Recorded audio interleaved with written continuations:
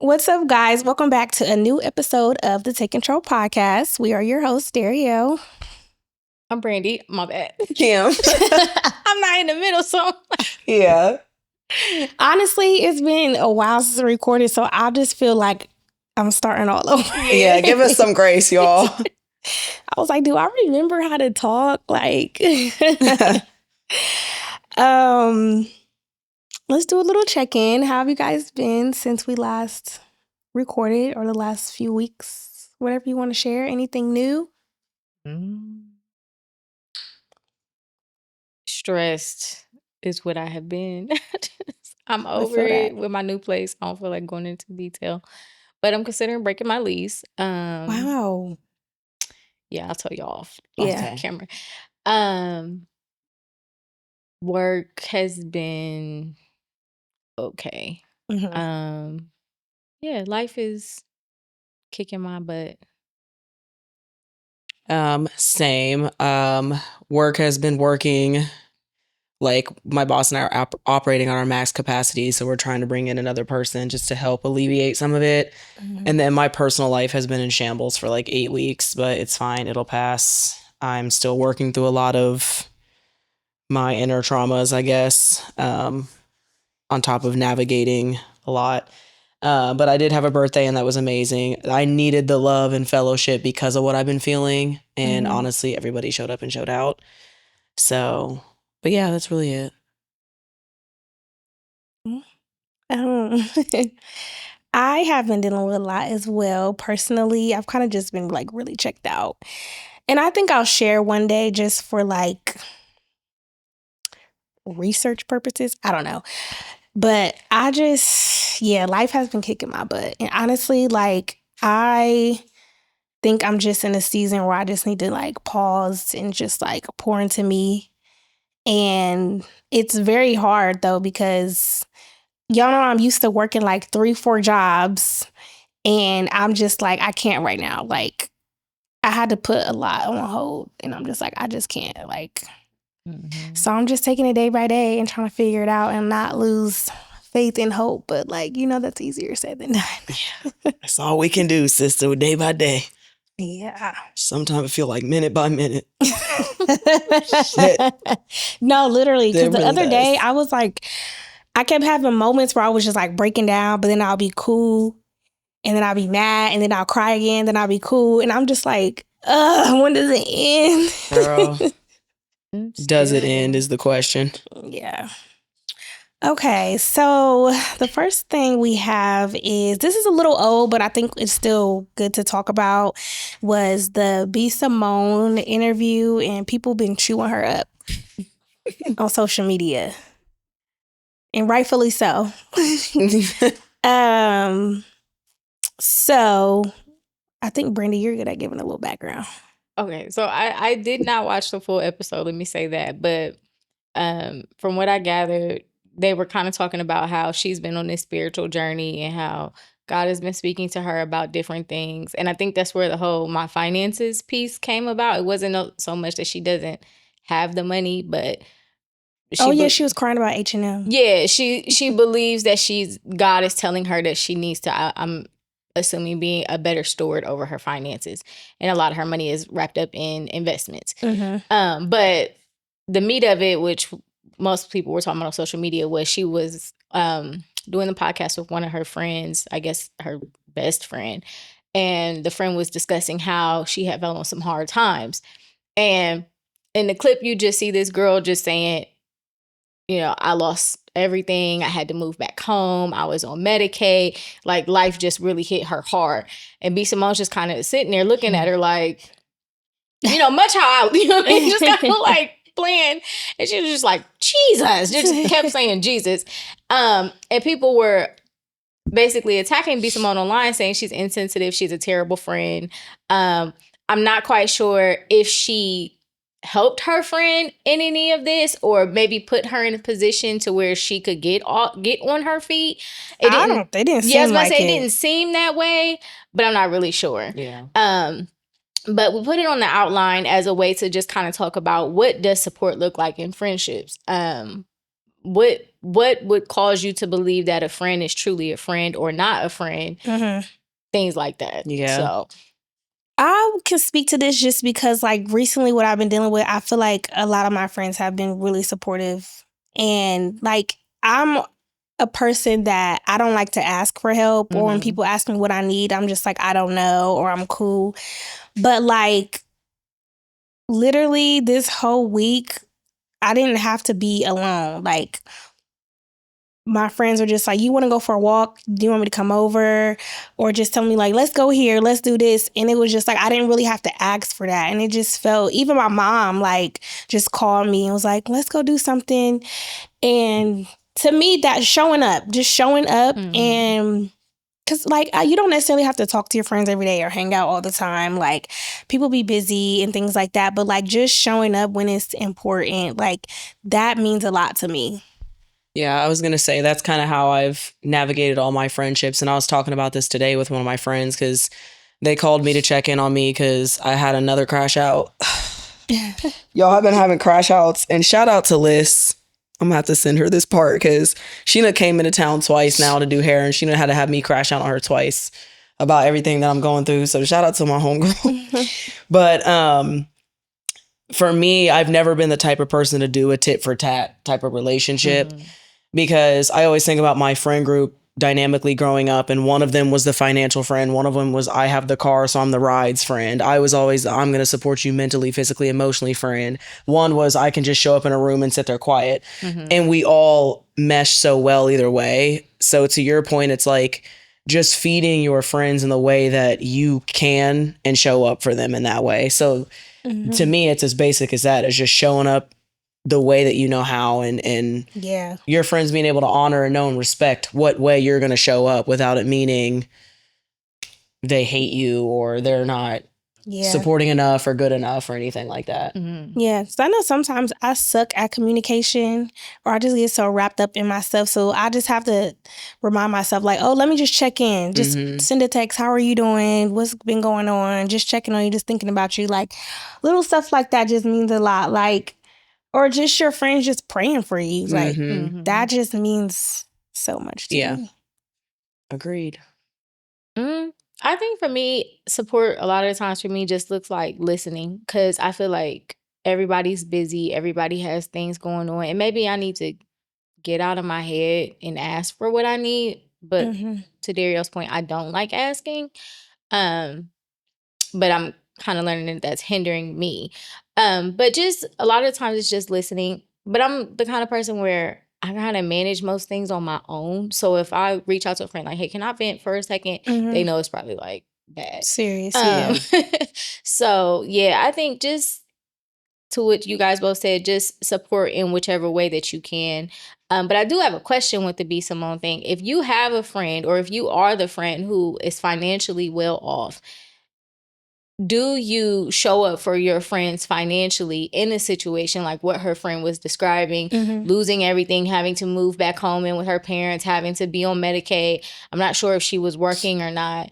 And so there was a lot of conversation online about B. Simone being in a position to help financially, and should she have?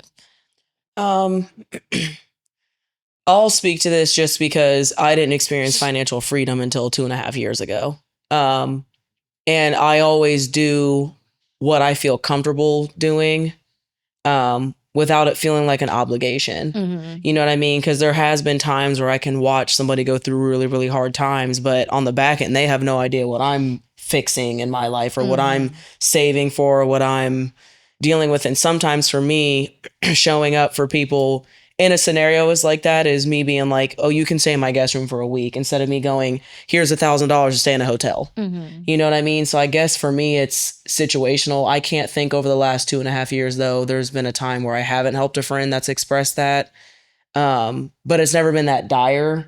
So I don't know, like the stuff that I've helped with is like gas money or lunch money, or, you know, like I have an interview and I don't have clothes, like something like that. But I don't think there's ever been something where it's like, oh, I'm homeless. And if it did get to that, I probably wouldn't hand somebody $1,000. I'd say, stay with me until you can't. So I guess for me personally, it'd be situational because I can't watch somebody go through that, but I also can't end up homeless myself trying to, and I know B. Simone's money's up there, but end up homeless myself or in a harmful position myself because I feel guilty or obligated to help somebody. If I'm in a position to help, I'm gonna help. Yeah. That's just the type of person I am. So Yeah. I'm the same way. If I'm in a position financially to help, I absolutely will. I do believe in not giving out what you can't afford to get back, right? I do think there was some conversations I did see online where I don't know if B. Simone specifically said, so please don't hold me to this, like a part of her not helping was a part of her walk with the Lord, because the question was like, if that's the God that you serve that would tell you not to help your best friend, you know what I mean? Like, that's probably not a God I want to subscribe to. yeah. I think for me, in a situation like B. Simone's, where she does have the means, I think resources are important. I think you could set your friend up in a way to where she could get on her feet and not have to rely on you or expect you to do anything more than just help her. You know what I mean? Like if it's a car payment and you can, I got you. You know what I mean? If it's a bill that I can take care of for you, I got you, just to alleviate some of that pressure for 30 days or whatever the case may be. Like I said, I didn't watch the full episode, so I can't really speak to what she did or didn't do. But I know sometimes people will be like, well, you got it. And they just expect that because you have it, they're entitled to it. Yeah. And I'm pretty sure we've all have experienced somebody taking advantage in that way, you know. And so, yeah, I think it's a layered conversation. Yeah, it is. Because you even saying that, I just realized I paid somebody's, I don't know if it was like half of their rent or what. And it's because I know that I can and they were going to pay it back and they did pay it back. But it's like, I don't want that to be an expectation. Right. You know what I mean? So I think it's, I don't know. Yeah. To your point, it's definitely layered. Yeah. So since we're on the topic of friendships, like if your friend falls out with someone, do y'all feel like y'all are expected to fall out with them too? Or is it cool to be like cordial with both parties? That can get a little murky. I do have a situation where I had a fallout with someone and I felt like that person cut everybody off or distanced themselves from everybody in the group based off of the fallout that we had. I do believe that we're all adults and you can make your own decision. I make decisions and build friendships off of how somebody treats me. So if I have an experience what you've experienced with that person, it may be a mental note like, okay, that may circle back to me at some point. But if it doesn't, I don't know if it's necessarily fair if Kim and I, if we fall out and then she comes and tell you, I'm not cool with you no more because you still talking to Brandy when you don't have nothing to do with what's going on. Now, within that, I do think there are lines that you can't cross. Like, I'm not going to come to you and be like, oh, fuck Kim. And you know what I mean? Like, I'm not going to talk bad about it. But we are also in our 30s. You might see that with like younger groups of people. So it really just depends. Like, maybe, like I said, maybe it's a mental note and you don't necessarily stop being friends with that person completely, but you just try to keep it on an even playing field. I think it's situational. I was going to say the exact same thing as Brandy because I've ran into this multiple times on both ends. I had a friend group that completely cut me off based off of one person that they had just met. And I was kind of like, damn, I've known all of y'all for like 4 or 5, 6 years. And this person walks into your life for 6 months to a year and I get cut out of the whole picture. And I think I had a couple people asking me even to this day in that scenario why they didn't get invited to my birthday. And I was like, you don't fucking talk to me anymore. And I had nothing to do with this scenario. And then on the flip side, same thing as you, is I've had multiple friend groups and situations where people have fallen out and I've just chosen, I've just chosen to move accordingly, meaning I'm going to take that mental note and move with respect, which means that person's name will not be brought up in conversation and I'm not telling their business and I'm not da-da-da-da-da. But to your point, I don't think it's appropriate or fair for me to be like, bye, and nothing happened with me. But again, based on the severity of the situation, I end up moving accordingly based on that. Yeah. I don't know. I feel like it's situational too. But I don't know. I have a problem with people playing both sides. Like I wouldn't expect my friends to cut them off or whatever just because we've fallen out. But if your friend is wrong or they did something disrespectful, I expect you to check them. Like Mhm. That's what at I was least going to that. come to. Facts. You know? Yeah. Facts. But also I'm the type of friend like that when my friends tell me people did weird stuff to them, I be feeling away. And like to the point where this might be really petty, but like there's this girl that my friends tell me that she did something to her, and I'm not friends with the other girl, but like we're cool, we're cordial. I stopped liking her pictures because I'm like, I don't like what you did to my friend. That made me feel some type of way. Like, but I've also had a situation where like, again, another situation where I was cordial with the person and she did something like really, really terrible to my friend, and I would never speak to her again. Like I would have fought her. Yeah. If I really was on that type of time. Like that's how bad it is. Like it just depends on the level of disrespect. I agree with that. Yes. I do agree Agreed. with that. And sometimes I do think depending on the person, you got to know the audience.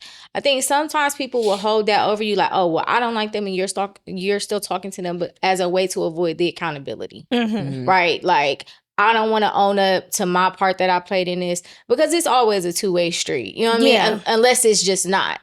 And you don't want to have the conversation with the person because you just believe that you're just right and however it went down. And so the expectation is y'all need to follow suit. And that's why I'm like, I'm a little too old for that at this stage in the game. You know what I mean? If this person's never disrespected me, and if I believe it's something that y'all could work out, I'm probably just gonna be like, why don't you talk to them? Because I've this is a great example, being in church, having friends who have left the church or who have fallen out or felt the way about the pastors. And because I'm also close to them, it's like, I'm like, but you're coming to me, but you won't go to them. I can't go have a conversation with them. You know what I mean? And then whatever happens, what happens. But yeah, I just feel like a lot of times when it's conflict like that, it's because people don't want to talk things out. And what I'm learning is like, if you're going to do the distance with anybody, whether it's friendship, family, relationships, y'all going to have some hard conversations. Yeah. You have to now, if communicate. people don't change, then we talking about something else. But you can't just get mad at every single thing that somebody could. Just telling somebody this the other day. Like, if I got mad at every little thing that somebody did, I wouldn't have no friends. Or if I felt the way about every little thing that my friends, I wouldn't have any. So it requires a lot of grace. It requires a lot of hard conversation and a lot of growing up. Yeah. To me. Yeah. Agreed. I agree. What's next? Okay, so pursuing or dating someone you felt was out of your league.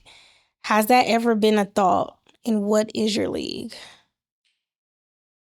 Somebody gave this to me as a topic for the show, and I kind of sat with it. I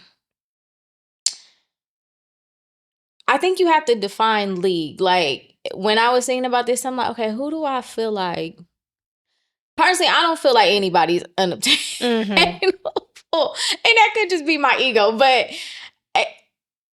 I feel like you have to consider alignment. So maybe it's a different choice of words because league is kind of like, oh, you better than me or whatever. So I think it's more of alignment. Like, I know that there have been men that have expressed interest in me or interest that I may have in a man, and I'll look at certain things and it's just like, would that work? Could that work? Am I interested in that? And it'll be like things that you know is like extremely important, something that is on their list. You know what I mean? It's just like, maybe, maybe not. But again, you got to read the room.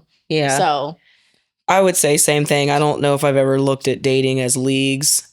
Like, even when I think about Lance Gross, I know I'm not even going to do that because he's a married man and he's amazing. But like, I would never look at him though if he ever tried it and been like, oh, you're out of my league. Because I'm like, at the end of the day, you're a person. You're just a person that has a lot more money than people and a visual appearance. You're just a person. You sit down with those people and realize that they're everyday people. So I guess when I was reading this, I'm like, out of the boyfriends I've had, I don't think I've dated someone that I felt was out of my league. I always thought I was dating somebody mutual. And I guess same thing when I would like go on dates, it was like mutual. Yeah, I don't know what is my league. I don't know. I remember I was dating this guy one time and we aligned spiritually, right? Mm-hmm. But he was more so, he wanted to, very big on networking, which I'm not against networking, but there were certain spaces that he wanted to operate in. Like, remember he asked me one time, like, well, what if I want to run for city council? I'm like, I'm probably not the person for you. Like, I'm just going to be complete. So if you want to talk about leagues in that way, Okay. like, I'm probably not going to be interested. And maybe I shouldn't look at it that way, but I probably wouldn't be interested in men that operates in that space. Just like I would never date a pastor because I couldn't be a first lady. You know what I mean? Yeah. Things like that. That's why I'm Yeah. like, it has to be aligned. Okay. Yeah. Yeah.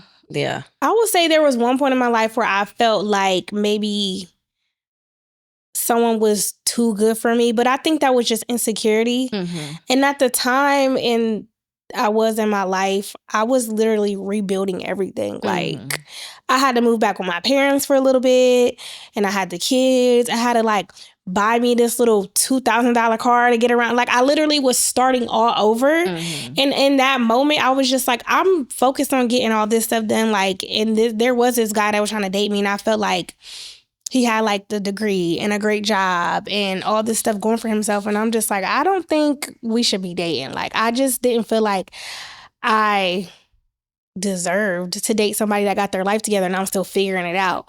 But now it's just like, I don't feel that way. Like, I'm not saying I have everything together now, but I could date anybody that I want to. Like, I don't feel insecure about. Yeah. And a lot of men, I shouldn't say a lot of men. Some of the men that I have had conversations with just like about this topic, I think women are so hyper focused on, well, I bring this to the table. I got the degrees. I got this. I make this amount of money. And they really don't care. Like, they don't care about that. Because I felt that way too. Like, oh, maybe I need to do this and I need to do that and I need to do this and I need to do that. Yeah. And a lot of times I don't really think it makes or break what a relationship could be with somebody. And I think confidence is the biggest thing you can have. And that's why I say, like, every year my sister, she DMs Michael B. Jordan, hey, my sister is in love with you. If he comes up, listen, I will shoot my shot. Because what's the worst somebody gonna say? No. Yeah. Okay. Right. Whatever. But yeah, I think it's more so based in just being aligned and rooted in some of the same things that are both important to both of you. I agree. I will say, like, and this goes into the next thing that I put on here, is to kind of what you were saying. I don't feel like I've been in positions where I didn't feel too, like the person was too good, but I have felt multiple times like the person, like I like them too much. Mm-hmm. And that makes me feel like, that would make me feel more insecure than anything. And I don't know how, when that happens, I've always had a hard time navigating, like, oh shit, what do I do now when I feel like I like them too much and they're pulling away because of it? Mm-hmm. You know what I mean? So like, I've been in that scenario multiple times, and like, here I am 30 years old and I'm still like, what do you do when you get there? Do you just like do the typical, okay, I'm gonna fall back because absolutely, yeah, like I like you too much and it's getting to be too much? Or like, and I always go back to hearing God being like, yeah, but don't ever change who you are and what you feel no matter what. And it's like, yeah, but like, and then I hear God just now being like, and if that cost you somebody, then that wasn't for you. But is that you saying you like somebody too much? Is that you in your own head, or it's clear that like you have more interest in this person than they when have I've you? expressed it to people, they typically tell me it's me in my head.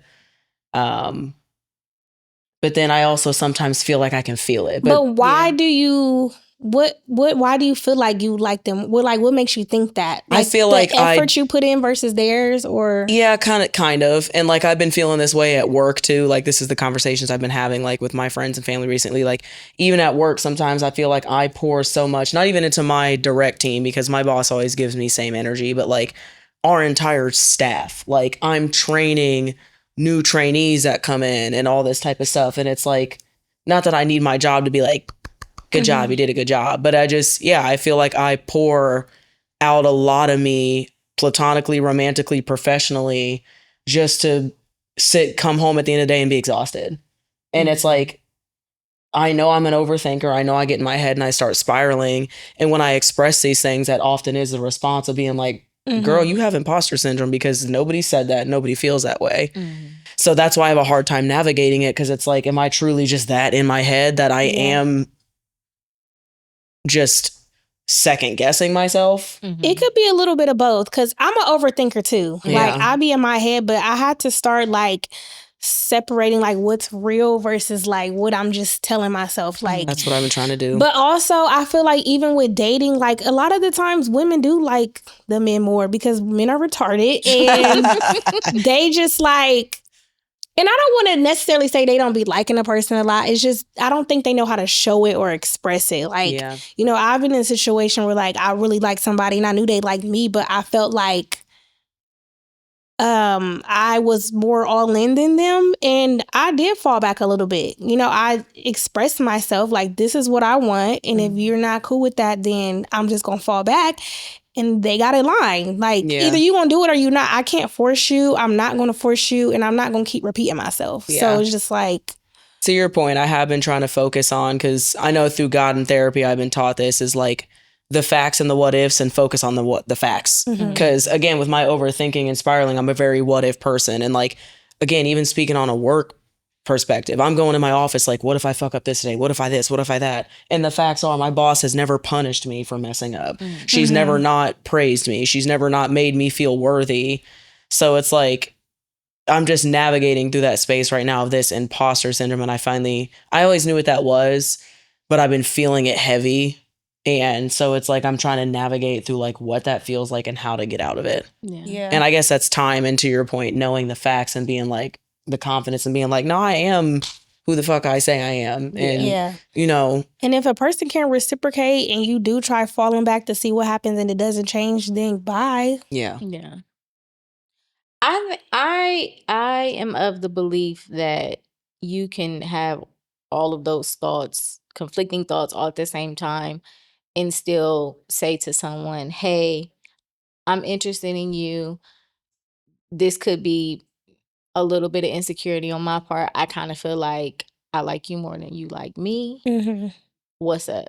Because for me, I feel like, again, if I open the door for the conversation and you can't or won't have the conversation with me, that's not my problem to figure out. And I need to move on, right? Because, and it's one thing to say like, hey, I don't know how to have this conversation, but you got to say something. And I always will. That's my...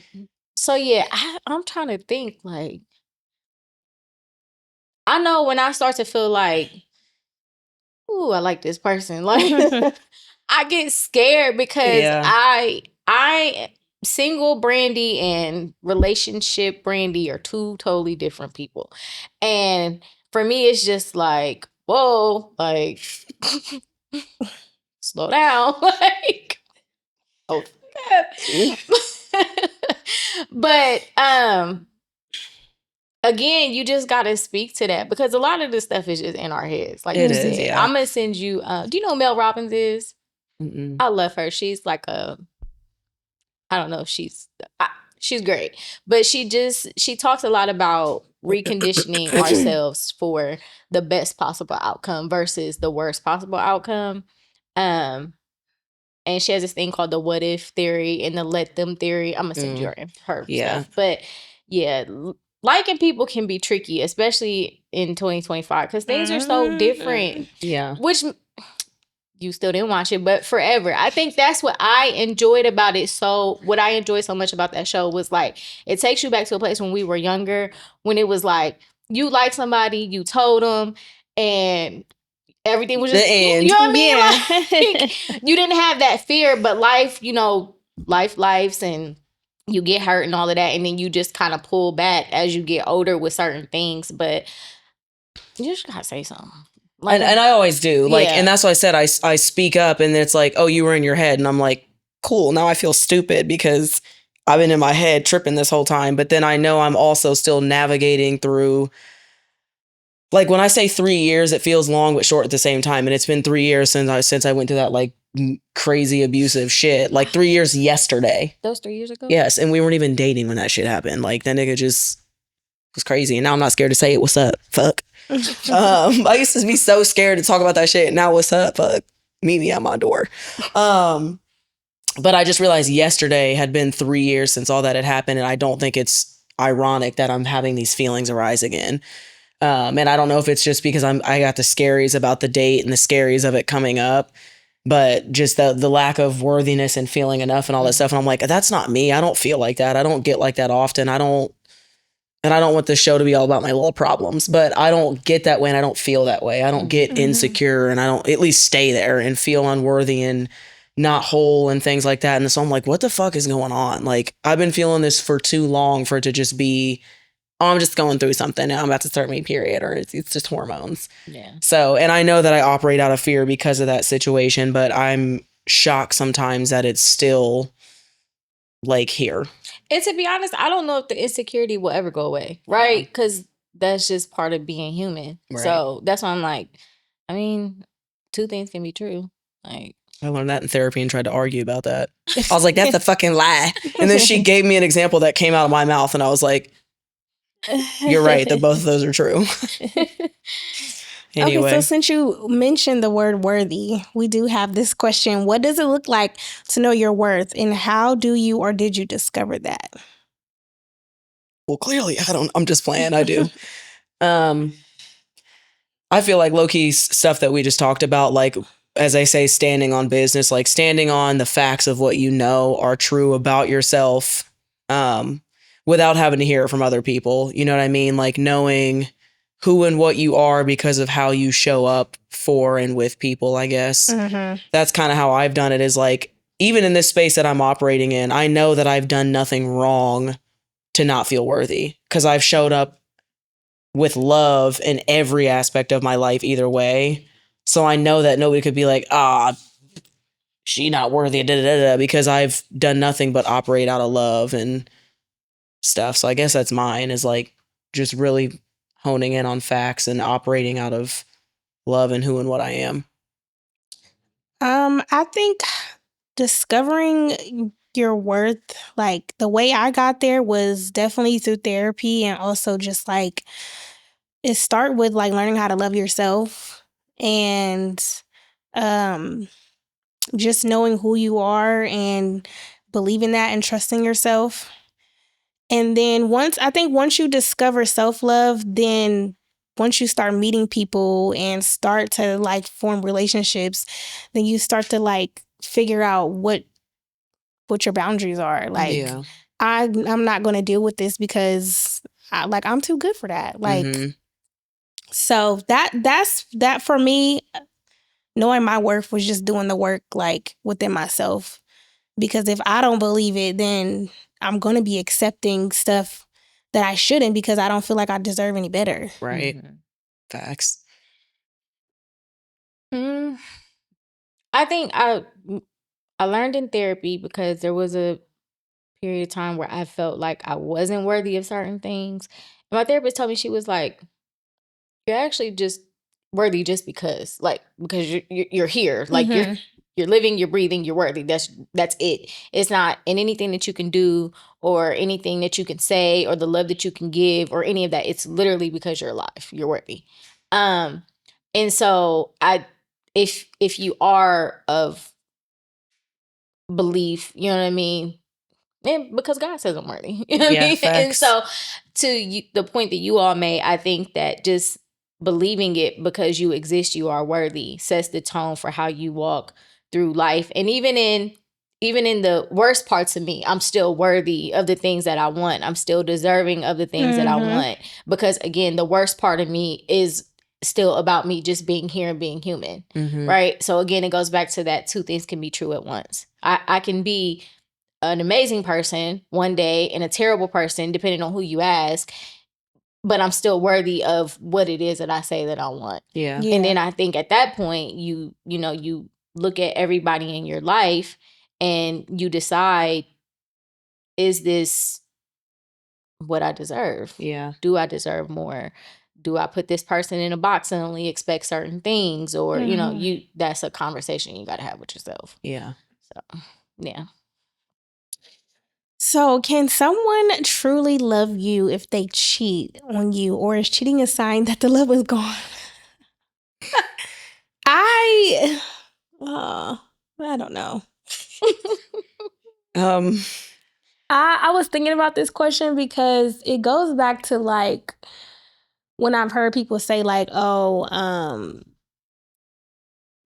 a man gonna cheat regardless, and that like I literally have had male friends tell me like anybody you gonna deal with gonna cheat.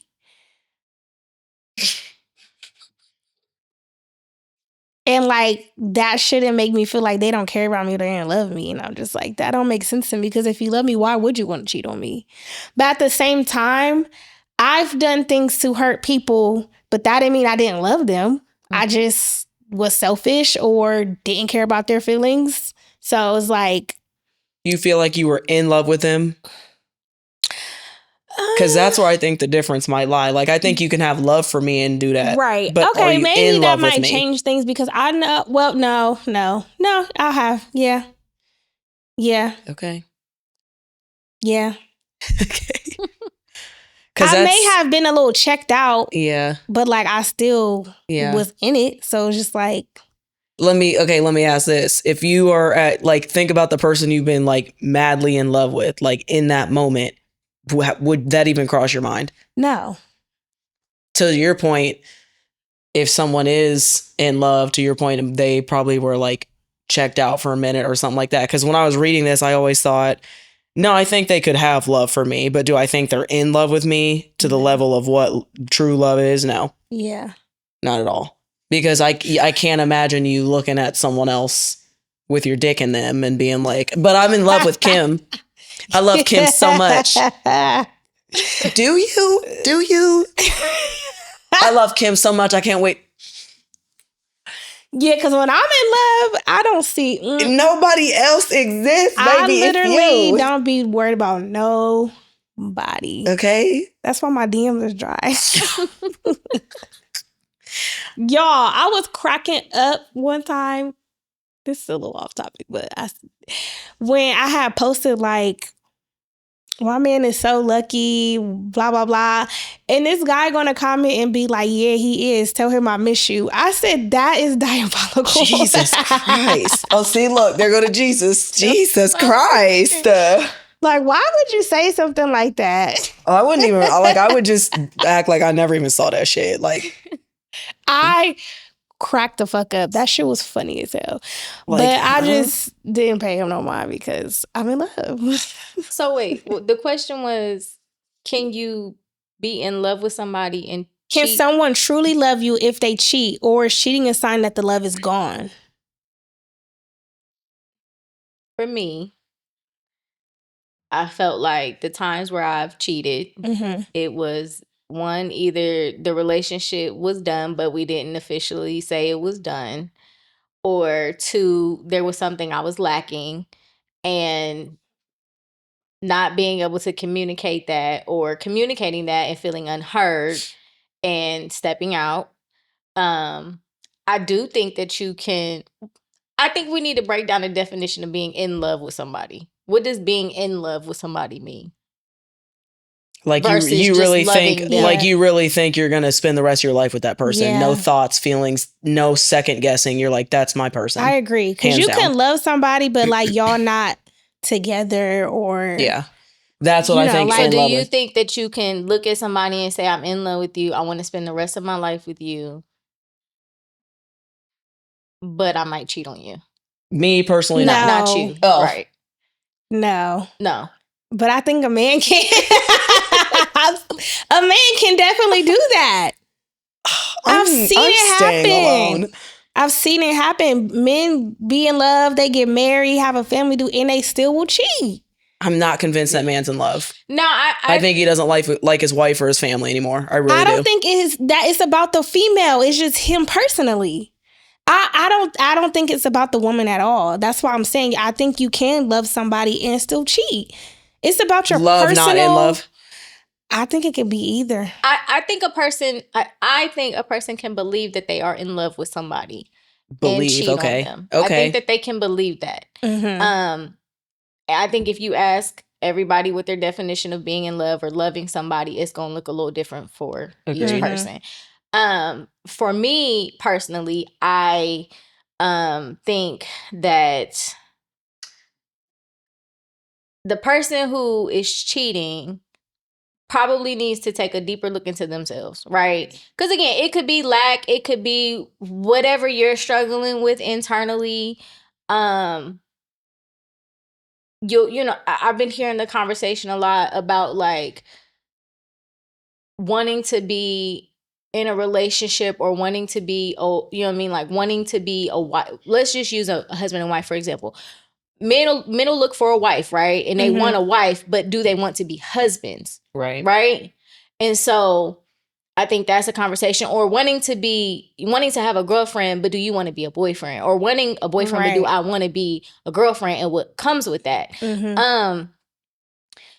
Yeah, again, it's one of those things where two things can be true. But again, if I'm with somebody and you believe you're in love with me and you cheat on me, that doesn't really line up with what I believe a person who is in love with me would do. Yeah. So that's what I'm saying. I'm just not I probably convinced. will feel that way too, because even if somebody do something that they know I don't like and they do it anyways, I'm like, you don't love me for real. Like, why would you do that? You know that would hurt my feelings. Yeah. So I probably will feel the same way with cheating, but like, I don't know. I think I'm the in love. But like, I think somebody can love you and cheat at least. Yeah, I agree. At I think the very least. Yeah, I agree. Yeah. I think like they can definitely have love for you, but I don't know. Which, my opinion, you know, I never say never.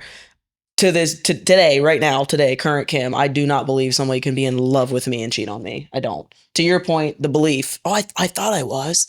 Yeah, me too, Nick. No, because I've had this conversation. You know what I mean? Like, a person will,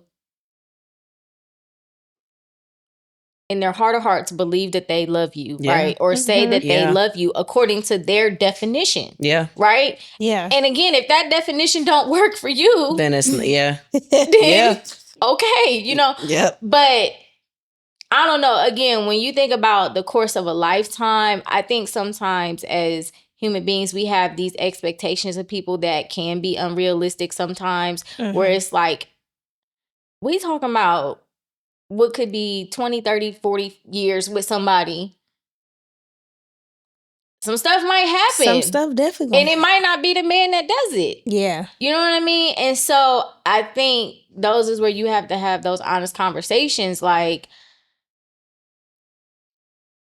I don't know. You know what I mean? Whatever the hard conversation is, but yeah, I don't know. Think about that meme with Buddy when he disappears.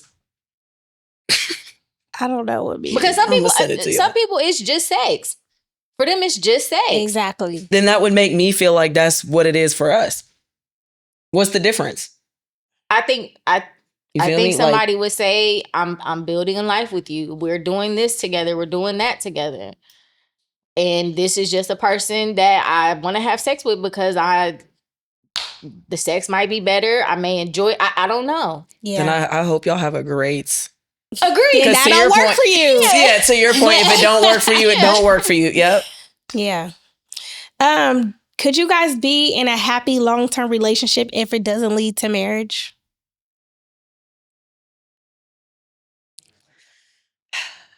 Kim's gonna say no. No, here's why I'm struggling. I don't do well with lack of security, and that's when I tend to spiral and get in my head. Mm-hmm. But as of recently, I've gone back and forth in my head of not even my head, talking to God, like, because I want whatever God wants for me. Mm-hmm. If He doesn't see children or marriage in my timeline, and I do, then that's nothing I can control. Yeah. And then the opposite end. If I think I'm going to get married and have all these kids and God's like, no, you were meant to be whatever, I have to be all right with it. So I've honestly been wrestling with that question, because surface level, I would probably be like, no, because of the lack of security that I've been terrified of since I was a kid. But I also know I would have peace with whatever God ends up aligning me with. And that doesn't mean there's not going to have weariness or loneliness or like, damn, I wish we were married. Because a man could leave you whether you signed a certificate or not. Mm-hmm. You know what I mean? So like, and obviously as a Christian, it means more than me to a piece of paper by the courthouse. But I have been struggling with that. Like, God, I don't know what you want from me or what that looks like, but I have to be okay with either one. So I guess that's my answer.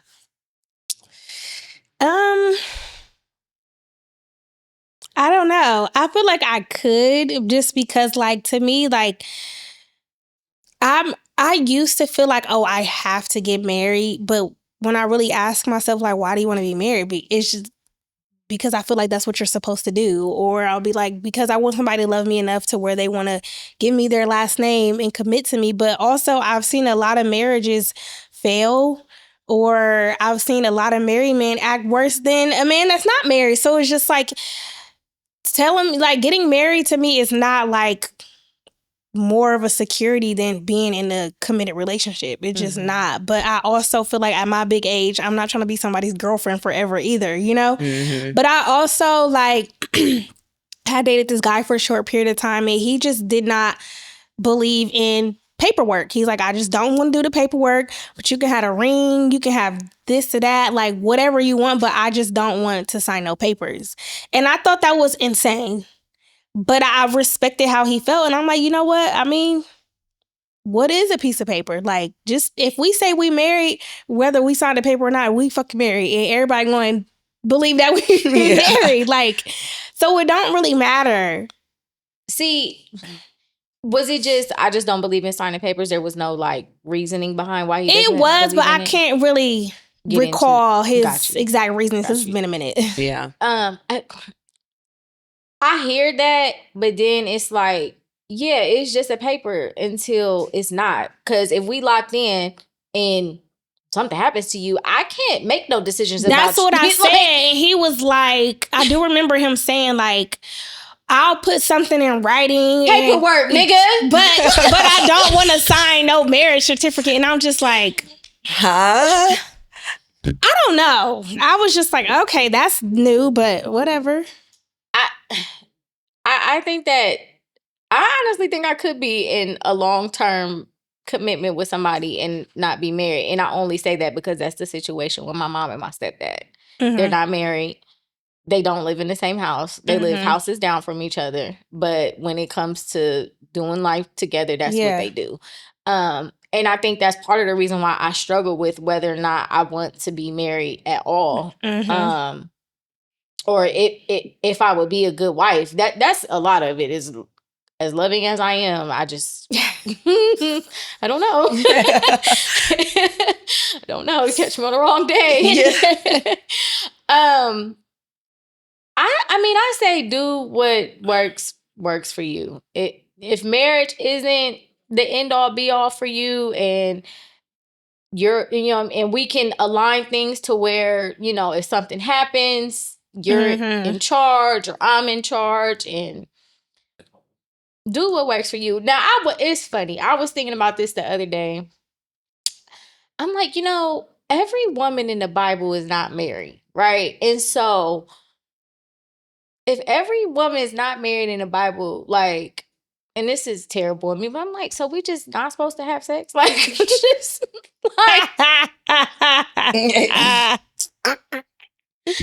Yeah, because you're supposed to wait until marriage. Because you're supposed to wait until marriage. But not every woman in the Bible is married. Yeah. You know what I think about all the time, which is fucked up, is that, like, Jesus never had sex. But then in my mind, I'm like, but you can't tell me the guy doesn't know what it feels like because he feels everybody's stuff. You know what I mean? What? Like, he's never been in love with a woman, but he doesn't have to know what that means or feels like because he knows. Yeah. You know what I mean? Isn't that fucked up? I be talking to him sometimes about that shit. I'd be like, and, like, it's like sex was created for pleasure. Like, God believes in pleasure, but it's supposed to be between a man and a woman. But I'm just like, so every time it's the devil? I don't know, y'all. My real thoughts as a believer. I don't know. But shit, we might have to sit down and talk, because I never told anybody that Jesus thing, and I done said it all in public and shit. Right, because he created, obviously he knows. Like, and I don't believe that sex was just created for the purposes of reproduction. No, it's not. Like, I don't know, man. I don't know. Y'all are so funny. Black people. Kim, do you want to talk about the Yeah, I feel like it's off topic now, but I mean, We can. Go ahead. So basically I put this on here just because of the talk about credit under this, but basically a lot of people's student loans are reporting to their credit and people have no idea because what they thought was deferred is now not deferred. So it's affecting people long term as far as how credit is showing up and they have no idea. So even if you're trying to obtain home ownership, which is obviously a big field for us, home ownership, or like if you're trying to go get a car or an apartment, whatever it is, people are getting denied and they're confused because they aren't sending out letters or emails letting people know like, hey, this is, unless you're monitoring your credit, there's no way to see like, hey, I'm getting hit and I don't know why. So we've had multiple home loans be denied simply based off the fact that they have no idea. So disclaimer for everybody, make sure you're tracking your credit if you're not, especially if you have student loans. But I put it on here just because we were talking about that, the apps reporting to credit. Oh, the buy now, pay later apps reporting to credit? Yeah, I saw that and I was like, I pay my shit off, so I don't Okay. I'm good. Oh, half overdue bills, baby. Play with somebody else. I don't know how people be having like all that thousands and thousands of dollars on there. I don't take it that far. Yeah. No, I have people that have told me they're like $10,000 in credit card debt. And I'm like, but that's literally how they live. Like if they weren't, they'd be homeless. And I'm like, I mean, I can't knock you at that point because fucked up, so that's not surprising to me. Yeah, at that point I was like, I actually can't knock you for that because you have to put your rent and food on that credit card and just pay it off for 50 years because till you get your shit right, you won't have a place to live. That blew my mind because I'm so terrified of fucking up credit because I've always had good credit and or decent credit and now it's good because of building for 4 years. And I'm still learning now. One of my really good friends is teaching me like a lot of shit about it, but it's like, I'm terrified to have $1 on there that's overdue just because I've seen my family members fuck themselves for the rest of their lives on credit cards. So it scared me, but I don't think about the fact that every day there's people that are thousands of dollars in debt in credit cards. Yeah. Because they have to be. Like, you can't live. Yeah. That's horrible. That makes me sad as fuck. Like, it's hard out here for a pimp. It sure is. Gonna get the money for the rent. You know? We have one more thing on here. Because the other one I took off. Let me see. It's a link. I don't know who put this on here. That's what I was trying to make sure my volume was down. Top tier man is just an average woman. The bar is low. What?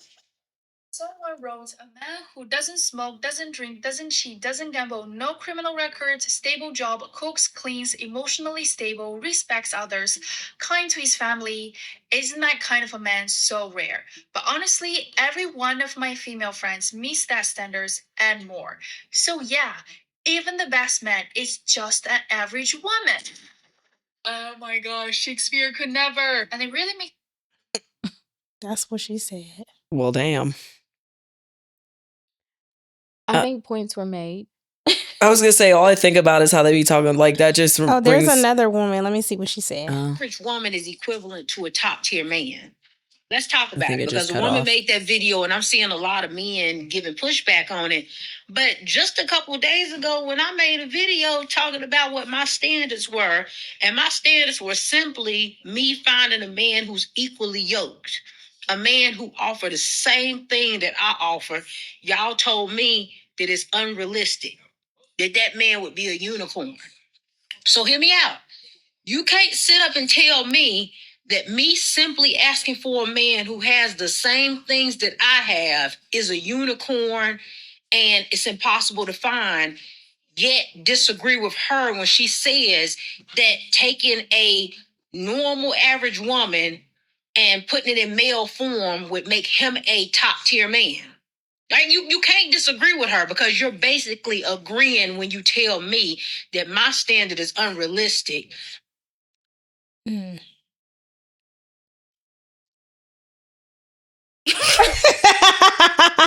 I don't really have an argument. I don't either. It's just, yeah. That's it. That's all. They said what they said. And did. Stand on business. I don't have any pushback. Interesting topic though. Anyways, that is it for our show. Not that we ended quiet as we sure did. We just looked at each other like. Oh my goodness. Okay, well, it feels good to be back. Hopefully we're back on our regular schedule program. Thank you guys for tuning in. Make sure you follow us at Take Control Podcast on Instagram. And you can email us at takecontrolpodcast@gmail.com. Like, share, subscribe, and also get on our YouTube to watch the full video. Catch you later. Bye. Bye.